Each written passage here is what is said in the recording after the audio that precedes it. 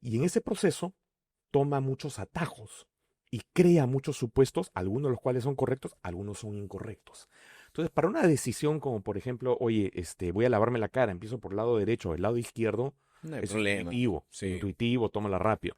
Pero cuando tienes que tomar una decisión como entro a un nuevo país, instalo una nueva fábrica, instalo un nuevo almacén, lanzo un nuevo producto, ya son decisiones más importantes que tienes que pensarlo más analíticamente. Y lo que el primer libro te mostraba es que aquellas empresas que lo hacían, de, planeaban de manera más analítica, cuestionaban esos sesgos, les iba mejor financieramente.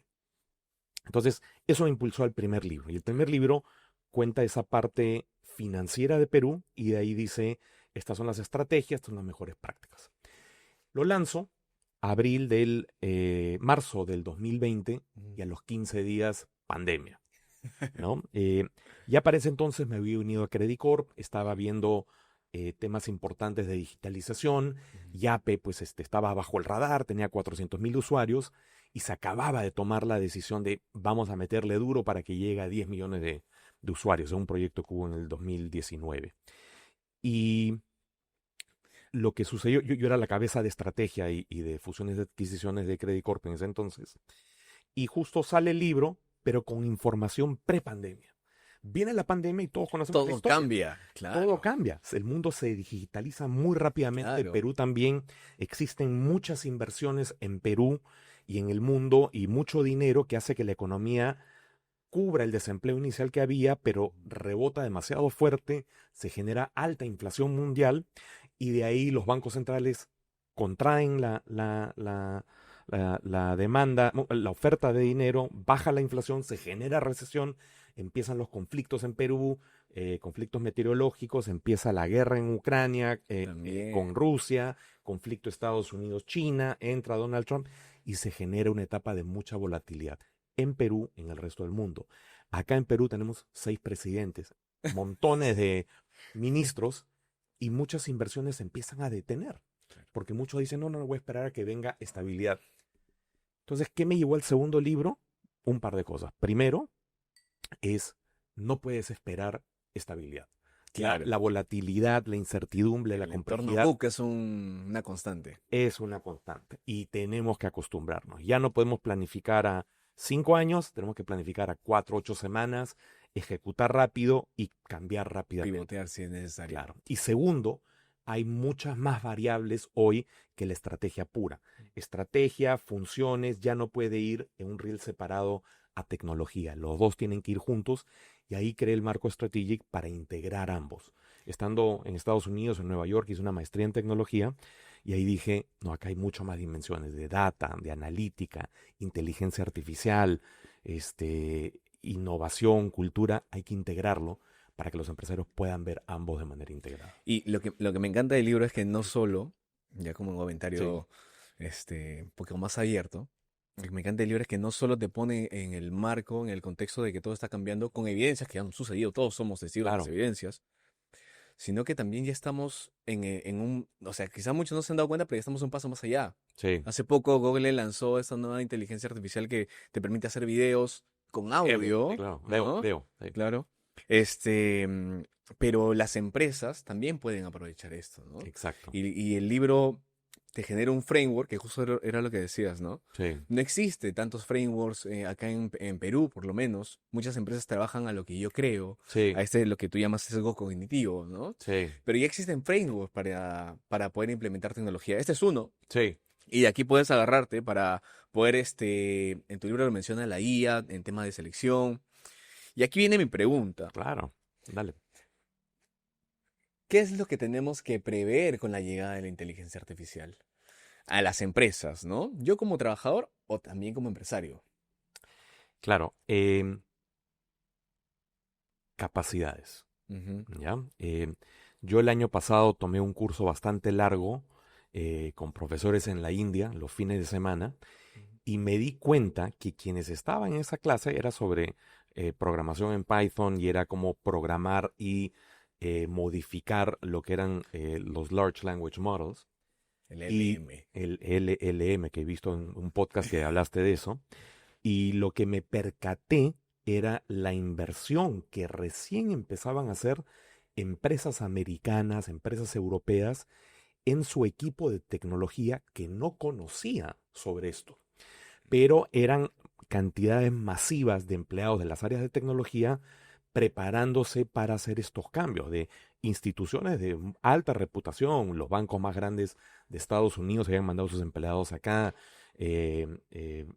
empresas de tecnología, un sinnúmero de empresas habían mandado sus empleados ahí para que desarrollen capacidades, porque el tratar de hacer mucho solo conociendo cómo preguntarle dos, tres preguntas a ChatGPT es la punta del iceberg. Claro. Primero hay que entender todo lo que puedes hacer, ¿no? Con agentes, con programación, con lo que son estos RAGs, CAGs, etcétera. Tienes que entender lo que la herramienta hace, y para mí es una herramienta más, extraordinaria herramienta, una herramienta. Y de ahí tienes que entender cómo en otras partes del mundo están aplicando esa herramienta en diferentes partes, en lo que es fraude, en lo que son centros de call centers o contact centers, y interacción con el usuario, la experiencia del Proceso usuario, de selección, proceso de mejora selección, de procesos industriales. claro, Ujú. también en lo que es mercadotecnia, Ujú. etcétera, etcétera, Claro, ¿no? claro. Entonces, primero es desarrollar las capacidades, entender como empleado y yo como usuario, y de ahí empezar a entender el abanico de oportunidades y empezar a aplicarlos. Pero Claro. primero hay un tema de aprendizaje. Bastante, ¿no? Sí, sí, sí. Bastante, porque, o sea, el conocimiento duro lo vas a encontrar, la IA está ahí para lo que necesites, Sí, pero ese criterio solo lo vas a afilar cuando entiendas. sí, o sea, lo que ha Que, pasado acá es, acuérdate que hemos pasado por una y otra ola de innovación en tecnología, claro. ¿no? Desde las primeras computadoras, la computadora personal en los 70s, 80s, los primeros ERPs que Ujú, generaron una gran transformación, ujú. pero acá ha habido una tecnología que ha democratizado el acceso a la inteligencia artificial. Claro. Entonces, primero es importante entender que es una herramienta, y segundo, entender nada más cómo funciona. Pero lo que pasa es que acá se ha democratizado rápidamente, ¿no? Claro, ya es incluso, si no sabes usar ChatGPT, estás en otra, ahorita. Y eso Sí, que es lo más básico, ¿no? sí, sí, Y sí, eso que es sí, lo más sí. O básico. sea, lo que tiene esta herramienta que ayuda a esa democratización, primero es el costo, Ujú. y segundo es la flexibilidad de la herramienta. Claro. Antes comprabas un CRM, un ERP, y era para un proceso Específico, específico, claro. para una función específica. Acá, para lo que quieras. Ujú. Uno de los mayores usos que están encontrando en Estados Unidos con la herramienta es que sea tu acompañante, Ujú. Claro, ¿no? Tu acompañante, claro. y muchas personas lo utilizan para terapia. Claro, Oye, claro, también. ChatGPT, peleé con mi papá, ¿qué le puedo decir a mi papá? Oye, ChatGPT, peleé con mi enamorada, ¿qué le puedo decir a mi Claro. enamorada? Y hasta le cuentan, ¿no? Por ejemplo, ya superé esto, por si acaso. Te Sí, felicito por haber. sí. Entonces, Claro, y han modificado ChatGPT para que sea más empático. claro. Entonces, esa flexibilidad te Ujú, permite utilizarlo en muchos contextos, ujú. y esa es la razón por la que ha democratizado, pero ha llegado a una base enorme de usuarios que recién está aprendiendo qué usos le puede dar. Entonces es ahí donde es importante capacitarse Claro, para entender los mejores usos como usuario y como empresa, claro. ¿no? Y ahí lo que decías, ¿no? Hay que afilar ese criterio porque ahora mismo, estoy usando ChatGPT como mi psicólogo, mi amigo al lado. Claro, Sin embargo, hay una infinidad de oportunidades, ¿no? claro. Regresando un poquito al libro, Sí, de los 9 pilares del sí, modelo estratégico, sí.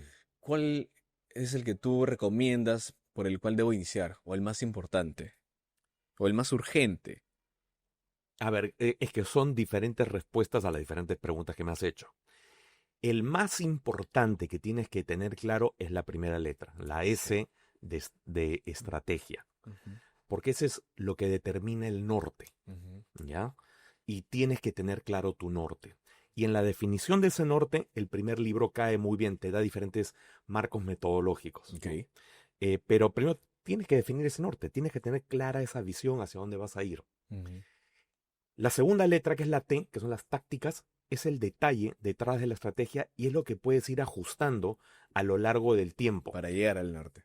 para llevar ese norte. Y de repente en 3 meses lo ajustas, haces Claro. pequeños cambios, ¿no? La R es cómo apalancas o cómo utilizas los recursos existentes, Ujú. sean financieros, sean de infraestructura, sean de recursos humanos, y hay ahí diferentes variables que puedes utilizar para saber cómo orientar esos recursos, donde tengo el mayor impacto, mayor retorno sobre la inversión. Ujú.